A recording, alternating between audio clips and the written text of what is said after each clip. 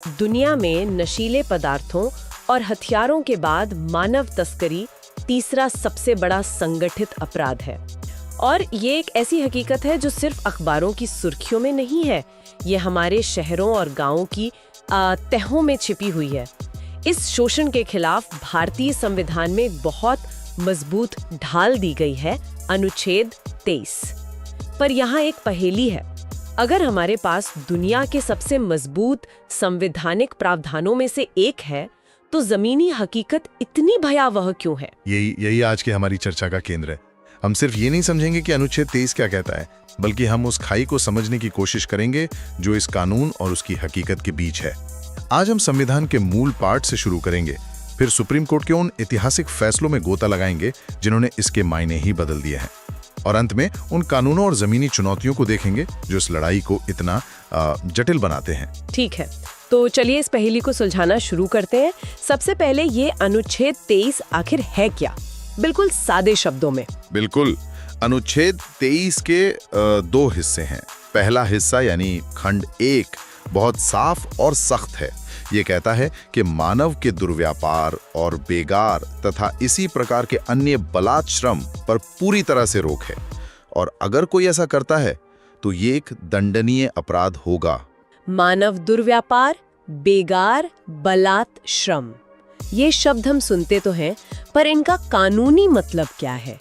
मानव दुर्व्यापार या human trafficking से शुरू करते हैं। क्या इसका मतलब सिर्फ किसी को सीमा पार ले जाना है? नहीं, इसका दायरा उससे कहीं ज्यादा बड़ा है। इसमें पुरुषों, महिलाओं और बच्चों को किसी सामान की तरह खरीदना, बेचना, अच्छा, वेश्यावृत्ति जैसे अनैतिक कामों में धकेलना, गुलामी करवाना, यहाँ तक कि देवदासी जैसी पुरानी प्रथाएं भी शामिल हैं। असल में ये किसी भी ऐसी स्थिति को कवर करता है जहाँ इंसान की गरिमा खत्म करके उसे एक तरह से वस्तु बना दिया जाए। और बेकार, ये शब्द तो मैंने अक्सर पुरानी जमींदारी की कहानियों में सुना है। क्या आज के जमाने में भी ये मौजूद है, या ये सिर्फ एक ऐतिहासिक शब्द बनकर रह गया है? ये एक बेहतरीन सवाल है। देखिए, इसका रूप बदल गया है, पर ये खत्म नहीं हुआ है। बेकार का सीधा मतलब है किसी से बिना पैसे दिए जबरदस्ती काम करवाना। पुराने जमाने में जमींदारियां सीधे सीधे करते थे।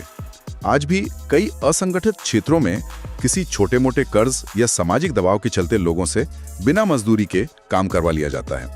तो हाँ, ये आज भी एक कड़वी हकीकत है। और अनुच्छेद में इसी प्रकार के अन्य बलात् श्रम का भी जिक्र है। इसमें क्या आता है? ये एक बहुत व्यापक टर्म है। इसमें मुख्य रूप से बंधुआ मजदूरी आती है, जहाँ किसी कर्ज के बदले पीढ़ी दर पीढ़ी मजदूरी करने को मजबूर किया जाता है। लेकिन इसकी सबसे बड़ी ताकत ये है कि ये किसी भी तरह के जबरदस्ती करवाए गए काम को अपने दायरे में ले लेता है। और यहीं से हमारी कहानी का सबसे दिलचस्प मोड़ शुरू होता है, क्योंकि जबरदस्ती या फोर्स का मतलब क्या है, इसे सुप्रीम कोर्ट ने हमेशा के लिए बदल दिया। हाँ, आप 1982 के उस मशहूर एशियाड प्रोजेक्ट केस की बात कर रहे हैं।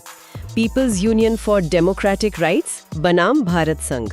मैंने इसके बारे में पढ़ा है, लेकिन मुझे लगता है कि ज्यादातर लोग इसकी अहमियत को शायद नहीं समझते। बिल्कुल, ये एक आप कह सकते हैं ऐतिहासिक फैसला था। संदर्भ ये था कि दिल्ली में 1982 के एशियाड खेलों के लिए बड़े बड़े स्टेडियम और फ्लाईओवर्स बन रहे थे। इन प्रोजेक्ट्स में लगे मजदूरों की हालत बहुत खराब थी। उन्हें जो न्यूनतम मजदूरी तय थी उस समय सिर्फ 9.25 रुपए प्रतिदिन, वो भी नहीं दी जा रही थी। अब तो है नहीं, उन्हें काम नहीं करना तो वे जा सकते हैं। ठीक, यही दलील दी गई थी। और यहीं पर जस्टिस पीएन भगवती ने एक क्रांतिकारी व्याख्या की। उन्होंने कहा कि फोर्स यानी बलात् का मतलब सिर्फ शारीरिक या कानूनी दबाव नहीं होता। अच्छा, असली फोर्स तो आर्थिक और सामाजिक दबाव है। जब कोई इंसान इतनी गरीबी और भुखमरी में जी रहा हो कि उसके पास अपने और अपने परिवार का पेट भरने के लिए किसी भी शोषित शर्त पर काम करने के अलावा कोई चारा ही ना बचे, तो उसकी सहमति का कोई मतलब नहीं रह जाता है। वो सहमति मतलब मजबूरी से पैदा हुई है। एक मिनट, ये तो सोच बदलने वाली बात है। मतलब अदालत ये कह रही है कि मजबूरी सिर्फ बंदूक की नोक पर नहीं होती, खाली पेट की मजबूरी भी फोर्स है। इसका मतलब तो ये हुआ कि करोड़ों मजदूर जो चुपचाप कम मजदूरी पर काम करते हैं, वे सब संवैधानिक तौर पर बलात् श्रम के शिकार हैं। बिल्कुल सही पकड़ा आपने। अदालत ने साफ कहा कि न्यूनतम मजदूरी से 1 रुपया भी कम देना अनुच्छेद 23 का उल्लंघन है। वाओ! क्योंकि कोई भी इंसान अपनी मर्जी से अपने हक से कम पर काम नहीं करेगा। वो ऐसा सिर्फ इसलिए करता है क्योंकि उसकी आर्थिक लाचारी उसे ऐसा करने पर मजबूर करती है। इस एक फैसले ने अनुच्छेद 23 को एक कागजी अधिकार से उठाकर करोड़ों बेआवाज लोगों के लिए एक असल हथियार बना दिया। ये सच में जबरदस्त है। ये इस बात को भी बदल देता है कि हम अधिकारों को कैसे देखते हैं। ज्यादातर मौलिक अधिकार हमें राज्य या सरकार की ताकत से बचाते हैं, लेकिन यहाँ तो शोषण करने वाला एक प्राइवेट ठेकेदार है। तो क्या ये अधिकार निजी व्यक्तियों के खिलाफ भी लागू होता है? हाँ, और ये अनुच्छेद 23 की एक और बहुत बड़ी ताकत है। ये अधिकार नागरिकों और गैर नागरिकों दोनों को मिलता है, और ये सिर्फ राज्य के खिलाफ नहीं बल्कि निजी व्यक्तियों के खिलाफ भी सुरक्षा देता है, क्योंकि अदालत ने माना कि शोषण तो ज्यादातर निजी लोग ही करते हैं, ठेकेदार, फैक्ट्री मालिक, जमींदार। लेकिन अगर शोषण कोई निजी ठेकेदार कर रहा है तो इसमें सरकार की क्या जिम्मेदारी है? सरकार तो कह सकती है कि ये ठेकेदार और मजदूर के बीच का मामला है, हम क्या करें? एशियाड केस में अदालत ने इस पर भी बहुत सख्ती से अपनी बात रखी। कोर्ट ने कहा कि ये राज्य की संवैधानिक जिम्मेदारी है। संवैधानिक जिम्मेदारी? हाँ, कि वो ये सुनिश्चित करे कि किसी भी नागरिक के मौलिक अधिकार का हनन ना हो, चाहे हनन करने वाला कोई निजी व्यक्ति ही क्यों ना हो। सरकार ये कहकर पल्ला नहीं झाड़ सकती। अगर किसी कंस्ट्रक्शन साइट पर मजदूरों को न्यूनतम मजदूरी नहीं मिल रही तो ये सरकार की नाकामी है कि उसने इसे होने दिया। लेकिन ये सुनने में तो बहुत आदर्शवादी लगता है। क्या ये प्रैक्टिकल है कि सरकार हर एक ठेकेदार और मजदूर के बीच के करार पर नजर रखे? देश में तो लाखों ऐसी जगहें होंगी। आपका सवाल बिल्कुल जायज है और यही जमीनी चुनौती है।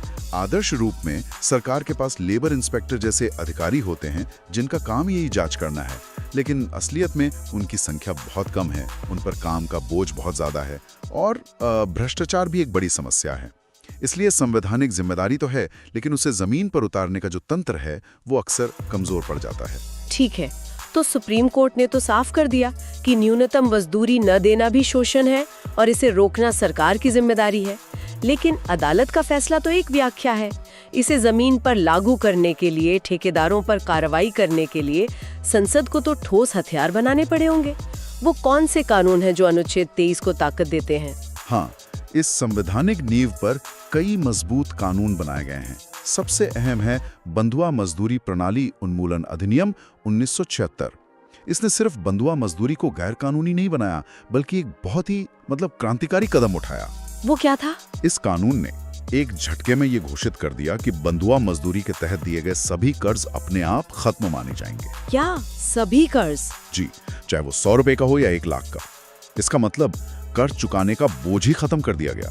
सोचिए, ये उन परिवारों के लिए कितनी बड़ी राहत होगी जो पीढ़ियों से एक छोटे से कर्ज के बोझ तले दबे थे।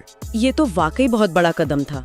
मतलब सिर्फ मजदूरी से आजादी नहीं, बल्कि उस कर्ज के जाल से भी आजादी जिसने उन्हें फंसा रखा था। बिल्कुल, और इसी कानून में ये भी लिखा है कि मुक्त हुए मजदूरों को उनकी झोपड़ी या जमीन से बेदखल नहीं किया जा सकता।